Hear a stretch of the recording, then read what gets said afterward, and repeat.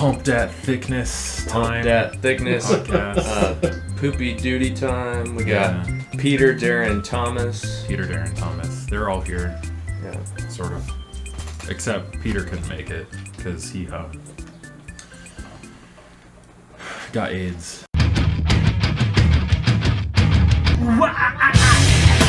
Welcome to PDT. Hey! Welcome to the PDT podcast, where we talk about wholesome things like Jesus. Yeah. Or AIDS. Well, everything and anything. And nothing at all. Yeah. That'll be our first t-shirt. I don't think we're ever going to get that far. Thanks, man. Hey, no. I love the I'll make encouragement. t-shirts for the three of us and our PDT 4 or podcast. 5 people who care enough about us to listen. It's good advertisement. People will be like, oh, what's that? What's that? What does PDT stand for? And then we'll be like, particularly dynamic talk.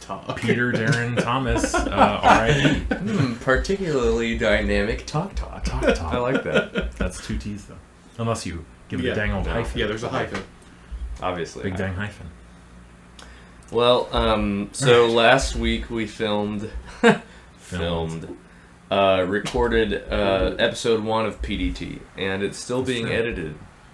And right now we're recording episode 2. Because we feel that we're very ambitious is what's going on. This is.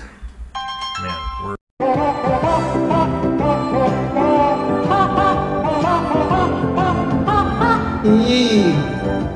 Graham here So is I'm anarcho-social.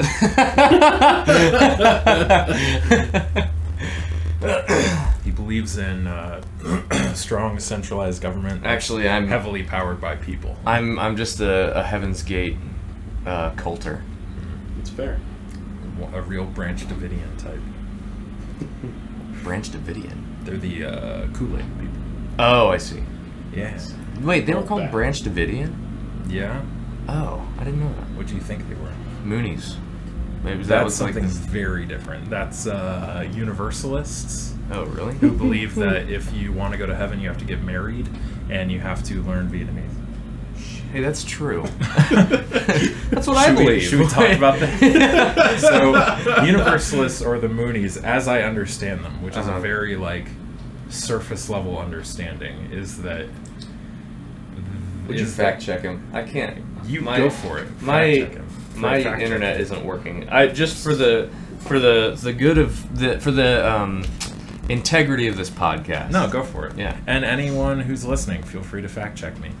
I learned this in a religion class at Johns County Community College. So take it with a grain of salt. Right. But the guy said, when God created Adam and Eve, he said, this is the perfect marriage, this is the perfect couple that's going to be the leaders of my people. Mm-hmm.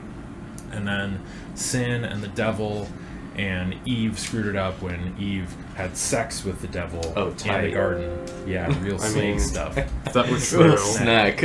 Anyway. If that were true, that would be kind of a big deal. Right? So he basically said, well, this is a wash, and then just sort of tried again with batted Noah. The earth away. Right, and then said, all right, Noah, you and your wife are going to be the new couple that leads my people. And so they were for a little while. And then Noah started to like the booze. And so that fell through. And then they're like, okay, let's just take a break for a while. And then God brought out Jesus. And Jesus was like, I got to find myself a wife. And then I can be the couple that God wants to have lead his people. And then they crucified him. And now this guy, whose name is, I think Sung Young Moon, something like that, which is what they call the Moonies. Okay. Is him and his wife are supposed to be the quote new couple. So did he have like a Bachelor type reality show where he chose his wife? Jesus? No. Oh. Sung Young Moon. Also like the Real World. Right. Or Catching Jerusalem. Kelsey. Yeah, basically. Sorry. No, so he Started in the 50s. Yeah, so he I hate that this is real. So what's weird about that, the weirdest thing from what I understand is that his son was supposed to lead the church after this guy died. Mm-hmm. and he died in like a car wreck or something when he was 20, something like that. And because to get to heaven you have to be married, they married him posthumously. Really? Right. So they can do that. But the issue is that there was this guy from like Ethiopia who showed up and was like, "I'm your son," and they were like, "What?" And he was like, "No, seriously, I'm your son." And so they're like, "Oh, here's your wife. You should meet her. You should meet her now." Right. And so that's like the whole dynamic of the church. Wow, man, that's amazing. It's So, well, how? That's a great no, question. I just, you know, His Wikipedia marriage page is garbage. well, whatever. Talks about his tax fraud. Oh, it's Sun Young Moon. Sun Yeah, Young that's right. Moon. Sun Young Moon. Mostly talks about when he moved there, and then when he got sued for not doing taxes. Right.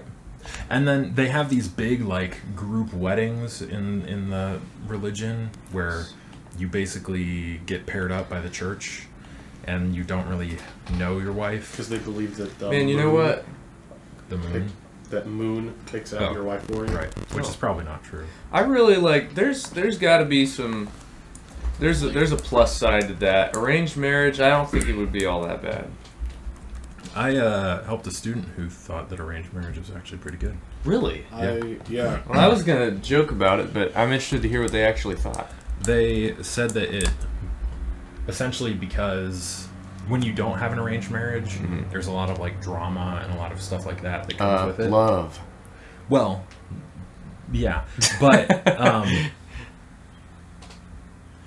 but she said that when you have your parents pick for you, that all that drama is really gone because you know that your parents like them.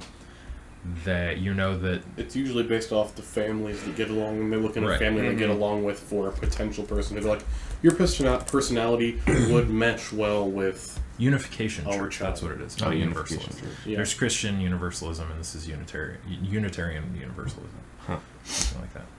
About my arranged Yeah, marriage. arranged Yeah, marriage. yeah. Jeez. Because they had an arranged marriage back when they were in India, I think. Apparently, like the way he described it, he's like you can't really tell the difference later on. It's just that the relationship starts weird because you're married and you kind of go through the whole dating process, and then once they want to have dang sex, they can like dating where you're like, I want to do that. You're like, oh, we'll wait because we're not married. If that's what you believe, they don't have that problem. And they just move on in their relationship. So it just makes the relationship timeline look differently. Right. It just starts at a different time. I think the way he described it, he thought it was good because most of the time they get to know each other through their sense of like, well, we're going to be together forever. Right. So we should make it work. Oh, right. And so they make it work instead of being like, well, you know, I was in now. love with you for 2 years, and then we got married, and I sort of like, I don't know. Believe it or not, I don't want to have sex anymore. Believe it or not, the whole idea of non-arranged marriage is fairly new. Yeah. Yeah, I mean, in the grand scheme of things, I guess super that's new. true. Yeah. Because it was probably like around Elizabethan England when they were like, hey, You know what? I like you, and not the guy my parents are trading me 6 cows for. Yeah, I want to have a say in so- this. Right. Let's do this, and let's not do that. Right. So... Smash? I mean, I think genuinely a lot of people blame Shakespeare, saying, like, when Shakespeare was all lovey-dovey and romantic in his plays, people were like, man, this is nice. Shakespeare was This looks way better. the 50 Shades of Grey of his generation. Man, That's what was her name? not What was her name? Anne Hathaway. Anne. What? That's his wife, Anne Hathaway. No, Is that no, who no, you're no, talking no. about? The 50 Shades of Grey, the bad fan fiction lady. Oh, like E.L. Jones or E.L. something? Jones, I born can't be bothered. born in the wrong generation. E.L. Jones. Have you read 50 True Shades? Romance? No. Have you even like looked at the first page of 50 Shades? Yes. It's really bad. It's it's not good. It's what you call some spicy reading. But it's not even well written. Not the No, I was kidding. Yeah, it's not bad, not good spicy reading. There's two kinds of spicy. It's the kind of spice where you're like, that's good. I'm gonna go in for more. There's kind of spice where you're like, that tasted bad. It hurts. I'm gonna throw all of this away. Also, this relationship is really unhealthy seeming and very suspect. Yeah. Man, Danny Elfman did the soundtrack for the movie. Are you serial? E.L. James. That's what E.L. James. Right. Or, born in the wrong generation. Or L. James. Okay, should we actually talk about something good? I feel like we got some good mileage out of that arranged marriage and also cult stuff. I feel like we could probably keep going with cult stuff in general. Yeah, cult stuff is really interesting. I'd like to come more prepared for it, though. That's very fair. There's a tape of like the last, like the big service where they drank the Kool-Aid. Mm-hmm. There's a recording of it. I hate that, but it sounds it's cool. Really creepy. I want to watch it. Yeah. And make a drone album. Realistically, there probably is. There probably already is like 10. Yeah. Right. But have you guys ever heard of the Heaven's Gate UFO cult? Probably. At one point, I would imagine. Yeah, so I think I've heard of it. I saw it was just like a documentary on the front page of Reddit one day. So we know it's legit. We know it's legit. Actually, it is legit because it was made by one of the current members of the Heaven's Gate cult, and they actually believe what is going on, and they also believe that video editing does not exist. And so it's really bad. I shouldn't say that video editing doesn't exist. It's just that their only concept of video editing is like not even reading Rainbow. Like so it's just like really brutal. It's just like really like raw. Late 80s, early 90s PBS like you know, like Star like shows or something like movies. They probably, I don't know, lose their minds. Yeah. Into that. How am I trying to describe it? Like those, you know, those National Geographic solar system shows that come on at like 2 o'clock in the morning in the late 2000s, and you were like 16. Is it like? And you had a box of Twinkies and you're just noshing on them. Is it like an old PSA where they have like the wipe or the wipe fades no, into it's other shots, and there's always like this piano music that's really like, it's the really bad synth music, yeah. Right. Not exactly PSA style. Anyway, there's a guy, I think he's a Spanish ambassador to North Korea. All the crazy stuff that they believe about Kim Jong-il and Kim Jong-un, he believes. Oh no. Like he buys into it. Dennis Rodman. Except no, Dennis Rodman probably doesn't actually believe it. But part of it is that whenever they have all the like craziness going on, they never see any of that. Like if you and I went to North Korea and we were big hotshot celebrities, right? And we went to meet with Kim Jong-un, and he was like, "Let me show you North Korea."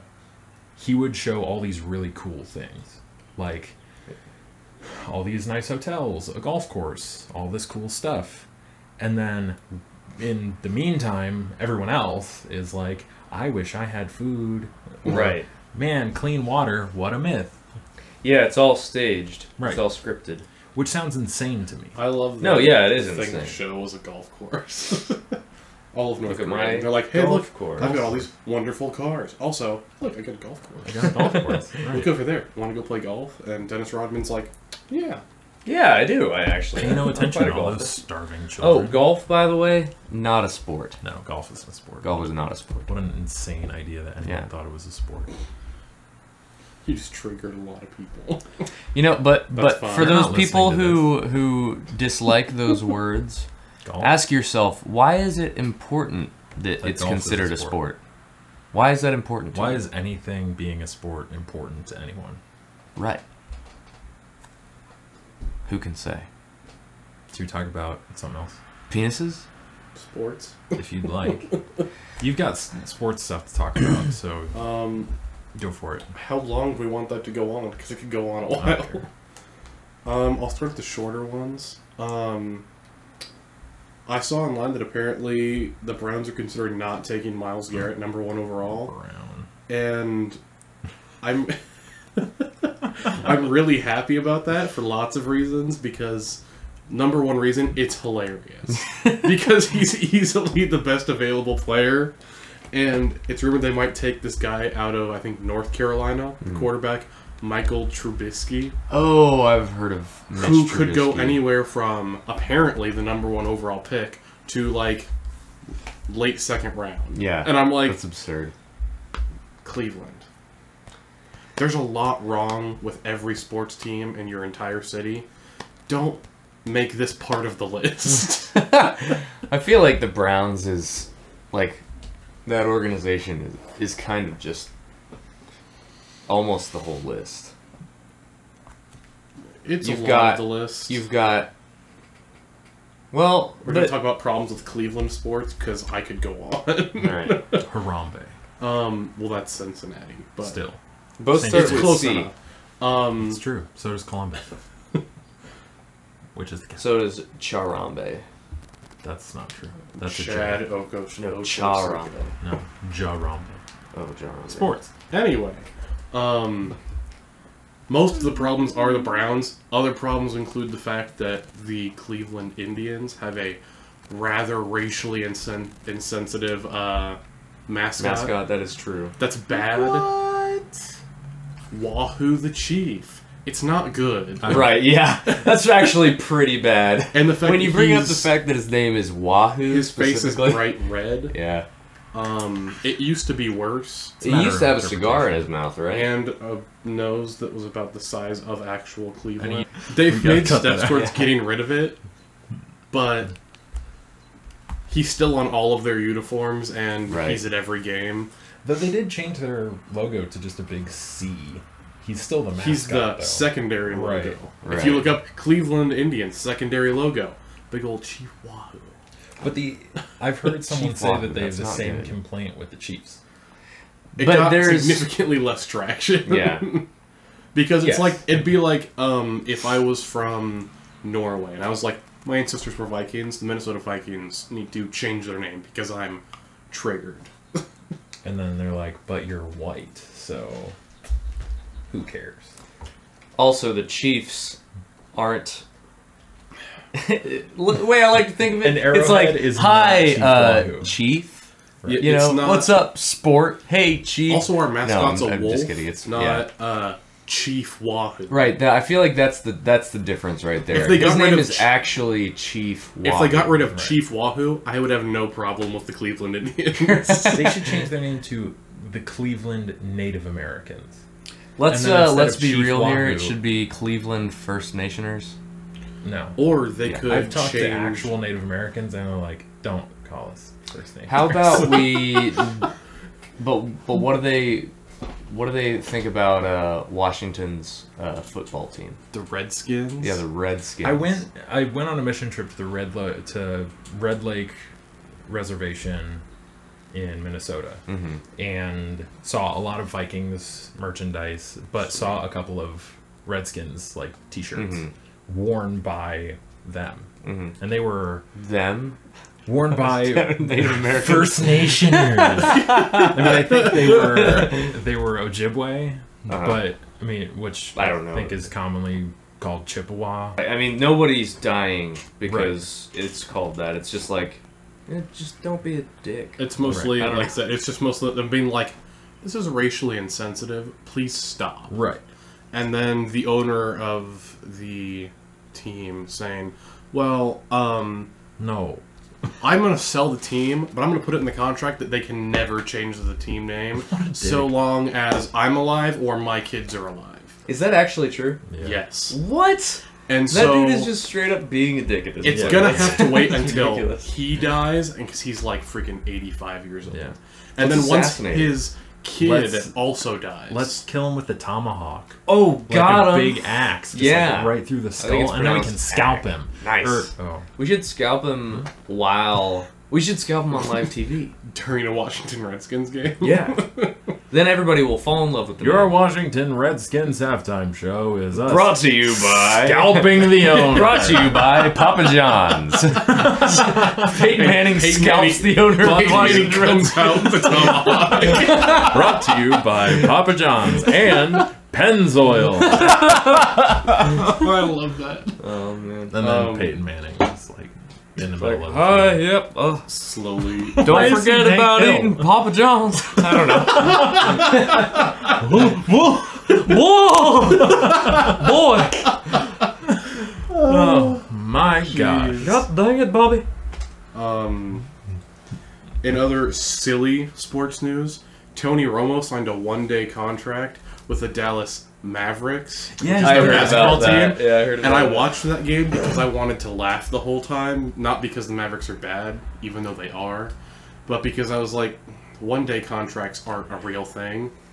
Like, essentially the team being like, you're a big deal in Dallas. Come have courtside seats. Right. And so the Mavericks or the other team were destroying the other near the end of the game, up by too much to overcome. And Tony Romo gets this look, and he looks at the owner, which is Mark Cuban, and it's like, I'm going to get up and go in. And he stands up, starts walking over to check in, and the coach looks at him, puts a hand out, smiles, and just gives him this look that's like, go sit down in your seat. Dude, that would have been awesome if they would have put Tony Romo in. They talked to Mark Cuban and then also the coach Rick Carlisle after. Rick Carlisle was like, I looked at Mark and he was like, no. And I interviewed Mark Cuban and he was like, I told Tony, because they're good friends, he's like, you can go in if you stretch before the game, because if you pull something while you're under contract, we have to pay for all of your medical bills. Oh. And he's like, I saw you not stretch. And he's like, you're not going out there. You being Tony Romo, a.k.a. Glass Man, you're not going out on that court. Man, you know how much I'd pay to see Tony Romo play basketball, though? He's like apparently he's $8. actually good. Surely he Really? won't break his back doing that sport. Yeah, they were talking about when they did the practice, because he got to practice with the team too the day before and then the day of. They were saying he was going one-on-one with like their guards, even though he's pretty tall actually. They're like, he's actually decent. They're like, he could probably make a D-League team, which means he's better than over 90% of the population at basketball. But that's part of that could just be athleticism. Well, I mean, he's a football player. Well, I saw All some of the football players clips, are and some of freaks. it's like, well, he's athletic. But my thought immediately was not, wow, that's impressive and athletic that you can hit a shot like that. That's a difficult shot. It was, you can hit that shot after breaking your back, neck, and collarbone 50 times. But I was like, what a resilient man. It's similar. You are It's a similar true to hero, when Tony Romo. I think it was the Bengals. Bengals. The Bengals had had LeBron James like come out for a practice, and everyone was like, he's not switching sports, but he's not bad at football. He played wide receiver, I think. That dude is huge. I love that he went to would be awesome. I love that he went to the Bengals and not his hometown of Cleveland, because the idea of him in a Browns jersey just... I hate LeBron, and the idea of him in a Browns jersey makes me sick for both LeBron and the Browns. I want to make sure that I had that right. He might have gone to the Browns. Either one is bad. Man. But I liked the quote by Mark Cuban because they were interviewing him and they're like, how did you get this to happen? Because you can't just sign someone to a one-day contract because the NBA has to approve all signings, which is why at the end of the year when teams are out of playoff contention or they're like, we have our locked up spot in the playoffs, we're going to rest some of our guys, and we'll sign this no-name guy who's popular on the internet to like a one-day contract and let him come off the bench in the last 2 minutes, and everyone goes, yeah, I saw him do a backflip on the internet. More likely it's, oh, he does impressions of people on the internet, of basketball players, and it's funny. But apparently, usually the league's like, well, you're not doing that. And Mark Cuban essentially, I think his quote was, I asked what the fine would be, and it didn't matter. I told Adam Silver, who's the commissioner, he's like, go ahead and fine me. I don't care. I'll pay it. Tony's a friend of mine, so I'm just going to do it. I was like, that's great. Yeah, I like that. That is pretty great. GG, guys. Tony Romo, I mean. GG, Tony Romo. And if we wanted to continue talking about basketball, there's actual real sports news. That's Russell Westbrook, who's a freaking amazing player who just broke the record for most triple-doubles in a season. I was looking more into it earlier this week. And there's this big, hot debate on if he should win MVP or should there be another guy, James Harden. It shouldn't be James Harden. I wrote down like a bunch of absurd things that have gone under-noticed in this season.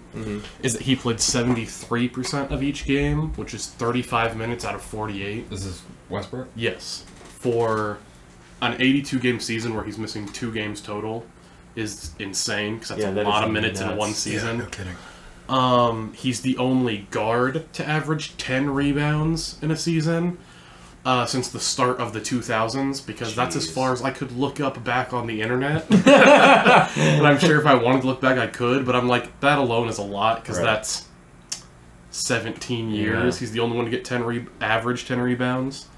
And he was third in assists a game at like 10.4, behind only like 2 other point guards, basically. One of them being the other guy, James Harden, who averaged like 11 or almost 12. And the same thing, he's the only person averaging 30 points a game. Top 25 in field goal percentage. Only point guard, or is one of the point guards top 15 in free throw percentage. Just barely missed top 10 in steals a game.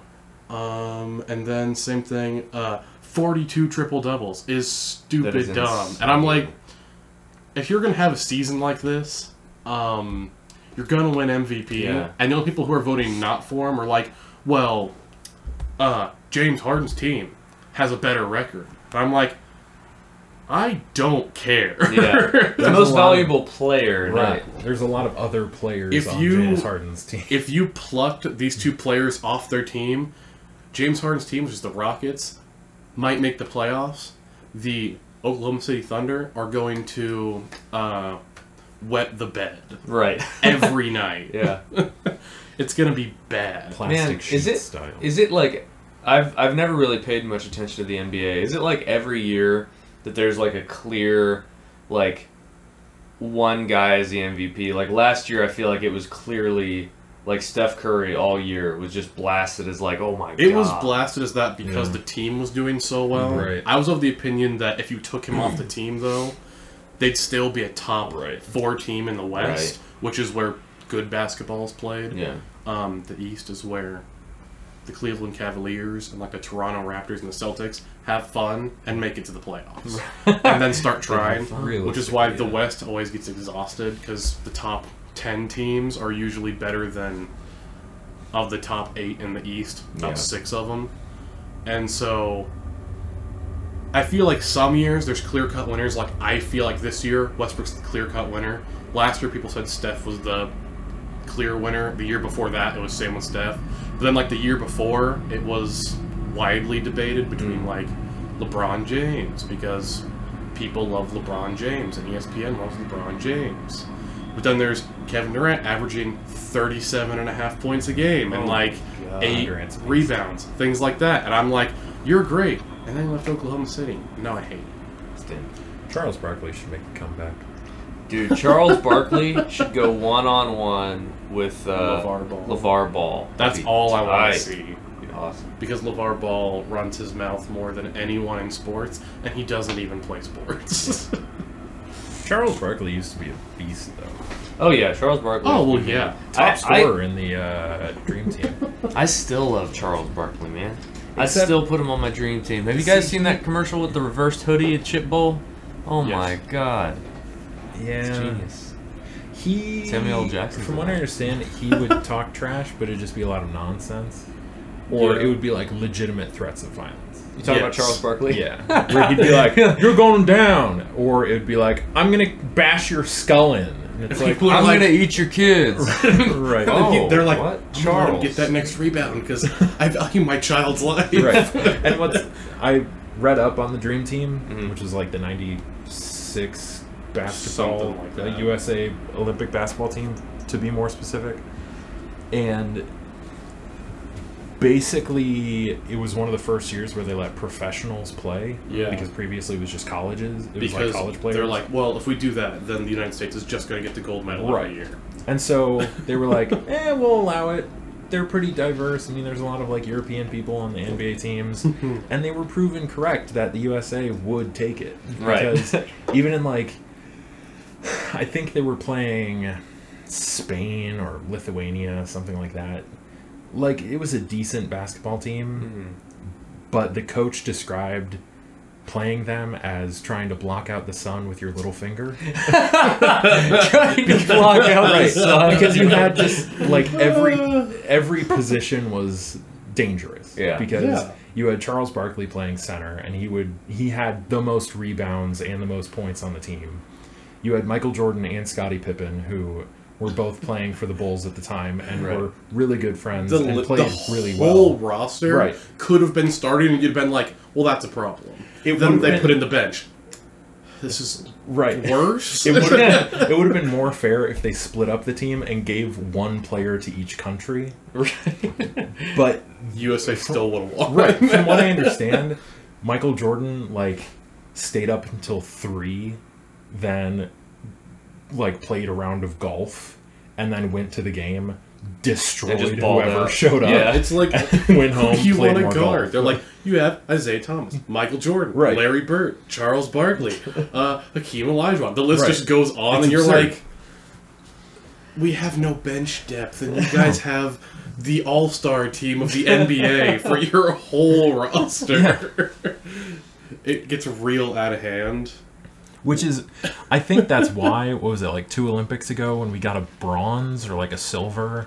Because a bunch of our main people were I'm going to a wedding that week, so... Yeah, and most of the guys we sent were 22 or 23. Including guys who now are really good, and one who's the all-time leader in Olympic basketball points. It's LeBron, Carmelo Anthony, all these guys are these guys are super good. I'm well, back then they were 22. They were fine. They were good, but they all had a bad game, and they managed a silver, and everyone's well, this is garbage. I'm it's a silver medal. We sent a C list and got a silver. Then next Olympics, we were well, we're not doing that again, and then sent a B list probably and took gold very easily. Which was until I think it wasn't this last one, but the Olympics before that, they had another just stacked list of players again, and they were which team's better, the Dream Team or this year's team? Well, and still then, the Dream Team. And then they're this is a hot debate, and they debated because they both just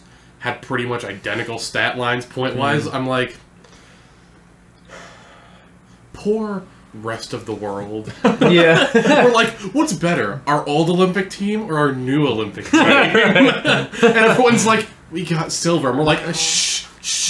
Our old Olympic team destroyed people better, I guess, so maybe them. But the new Olympic team is still winning, even though the NBA has more players from other countries. So the best, it's a real debate. I like the best story from Olympic basketball. But it's based around the fact that the USA still destroys whoever comes up. Yeah, the 2 times we haven't gotten gold medals were the 1 year we got the silver, and 1 time we didn't participate because we were protesting the Olympics being in Russia. Thanks, Jimmy Carter, or whoever it was.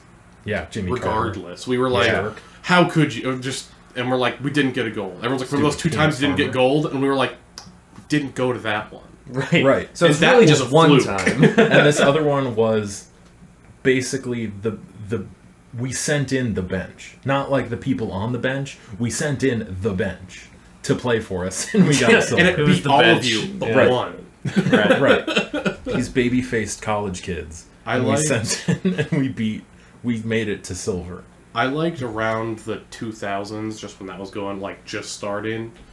There was an Olympics where a guy ended someone's career in the Olympics, not because of an injury, but because this guy from Eastern Europe was 7'5". Oh my god. 300 pounds. And we had a guy who's 6'4", dunked so high over him that the man's face made contact with the man's tender bits. And he just dunked over him. And then that tall guy had been signed by the New York Knicks. They called him the next day and they're hey man, Stay home. Stay there. We're releasing your contract. I was like, Vince Carter ended his career by dunking over him. I'm like dunking on him and also teabagging him at the same time. Yeah, I was like, no matter what you do, you'll never end someone's career by doing your job so well that they're like, hey, buddy, don't come to work because you're done. That's the most dominant thing I've ever heard. Forget Michael Jordan. Yeah, Vince Carter ended someone's career. You're scoring on someone while humiliating them with your ball sack. Right. And ruining their future. Also, the scoring that you happen to be doing is dunking on them. Which is basically you're dunking over with them. Flourish. It's intentional dominance. It's my favorite story from Olympic basketball because they're like, oh, this great story about this overcoming victory. I'm like, no. Vince Carter ended someone's career. Did Vince Carter take his wife home as well? Oh, jeez. As like a trophy? I wish he would have just peed on him right afterward. That'd be tight. In acceptance. Yeah. And the guy's like, this is he just kneels down. This is what I deserve this. Have my wife, please. It's so absurd. My kids are gonna call you dad now. It's so great because I'm like, this guy's over a full foot taller than this guy, and the short guy's like, okay, I see that, but what if I don't know, go over you, kind of spread my legs a little bit, and then just dunk over you, and it's not even like I can kind of reach the rim. It's like, oh, full extension, I'm just gonna reach over you, and I'm like, that's absurd. Also, by the way, my balls are in your mouth. Sorry. Yeah, that's the most embarrassing part. There was no apology given. Right, yeah. Though I feel like the only thing that comes close is when that guy, it was like a short guy, and he dunked on a taller guy. I can't remember the context of this.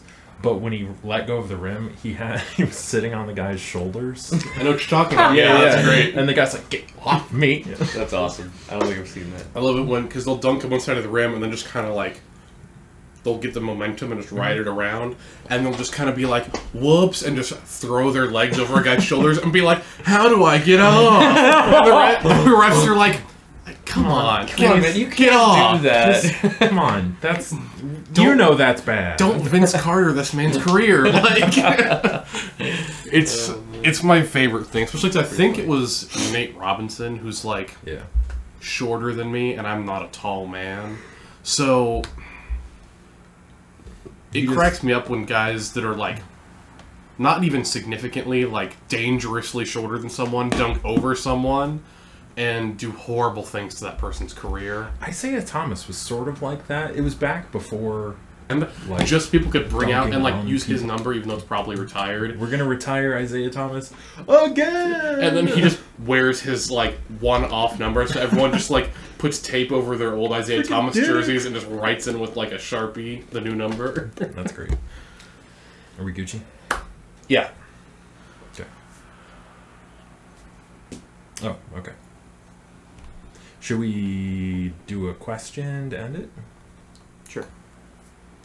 Yeah. So, what? PDT. Wrapping up. So we'll do a question to wrap it up. So, question is, it's related to movies. Okay. So there's Beauty and the Beast, which is a live-action adaptation of a fairy tale, but it was an animated movie. Mm-hmm. So what live-action movie do you want to see an animated adaptation of? Ooh. That's a good question. I'm assuming and why. Well, yeah. Okay. If it's just Die Hard! The end! That's not really exciting. Let's see. I'm gonna say Independence Day. Why? Because it'd be epic, man. Think about the amazing Evangelion anime style huge explosions. So you're thinking Akira. Yeah. Type. Yeah. Like an end of the world Akira Toriyama. Right. Yeah. Yeah. Which would be pretty sick. Cool. Yeah. The visuals of that would be astounding. Yeah. That's what I'll say. I can get behind that. They'd have to mix up the narrative a little bit. Actually, no. I don't want them to mix up the narrative. No, just straight up. I want that. They need to get the animate. voice actors the same. Will Smith, Jeff Goldblum. They need to have the president, instead of flying in a jet, fly in like a giant fighting robot. Yeah. And then he just like punches the alien ship. Right. That would be Right in the laser. right in the laser bubble. Yeah. That's how that movie would end, I imagine. Except no, Cousin Eddie would fly up into the he would be in a giant mech. Randy Quaid. Yeah, Randy Quaid in a giant mech would like fist the laser of the alien aircraft. The spaceship butthole. Yeah. Yeah. Fist the butthole. Fist the that butthole. That would be the tagline. Independence Day. Fist the butthole. Right. And it's just a picture of Randy Quaid's face. Oh, gross! Kind of emerging from some sort of like Some sort of fleshy, viscous. I gotta look up like. I wonder if anybody's done like a weird fan fiction for Randy Quaid and like put it in an anime comic or something. Oh, it has to have something. I love that idea. All right. If you have a thought, go first, because I had a thought and that super distracted me and I got thrown way off course. See, this is my question and I don't even know. Because I think I could come up with something. I want to say Forrest Gump. Huh. But I feel like that would be... But not Akira Toriyama. Like if it Miyazaki was like, or something? It would be like Disney. Yeah. Right. Where it's like... Forrest Gump is just this guy and he keeps having all these random things happen to him. Right. Right. And I like that idea. Yeah. It'd be heartwarming. Yeah. And also sad. Just like the real movie. It'd be like the first 5 minutes of Up, except without the heartwarming part. Just continuing, like it's worse. Right. And you're It's like, just very sad. like, why do I like this movie? Yeah. Which I'm not even like. Forrest Gump is a fine movie. I just feel like it would be an interesting animated adaptation. Yeah, very cool. I'm sure there's a better answer out there. No, I like it. And Andrew's gonna provide it. You better not get your hopes up. It kind of depends on how I would want. I'm thinking about either Ferris Bueller, depending on who would do it, or better yet, The Goonies. Ooh. Depending on who does it, if it was like Pixar, I'd be like, fine. More realistically, I'd want it to be like a Miyazaki type film. Because it'd be a great Miyazaki type film. That'd be amazing. Yeah, it'd be really good. Just so much going on in that movie. Like, I can't even think of everything that happens in that movie, but it would be such a great I feel like picture. Just the interesting visual of the pirate ship part, where it's just like this pirate ship in a cave, and the guy with the Superman shirt. I feel like that as a whole would just be enough stuff for him to play with. That... Also, Chunk would become this fantastic cartoon character. Chunk Duncan? I just... So much about that movie. I also thought, if I wanted to make a bad one, Beverly Hills Cop. Oh, nice. Because that would be a terrible animated one, but I'd watch the heck out of it. I feel like that would just be like Zootopia. That was just Zootopia, right? Like I like Zootopia. I saw part of it. I thought it was fine. I feel like it'd just be like a grittier Zootopia with that dynamic. Like they'd change the characters into animals and stuff, right? And so you have like these hard-nosed animal cops and then this hotshot LA cop who's a like rabbit. a fox or a fox or a donkey. Donkey. All right. On that note, Ghostbusters. We'll end the podcast. Ghostbusters would be good. Actually, they had a show. Yeah, Ghostbusters had an animated if show. they did something else, like a real good movie, right, with a good amount of budget. That's fair. Which Ghostbusters? Do you mean the new one, the good one, or the one from the 80s? I don't understand your question because there's only one Ghostbusters set of movies, and it's the one with Bill Murray. Yeah, you're right. Well, they didn't make a new Ghostbusters; they made just a bad movie. Yeah, it wasn't good. All right, because we're normal sexist. Bye. Poopy duty time. Peter Darren Thomas.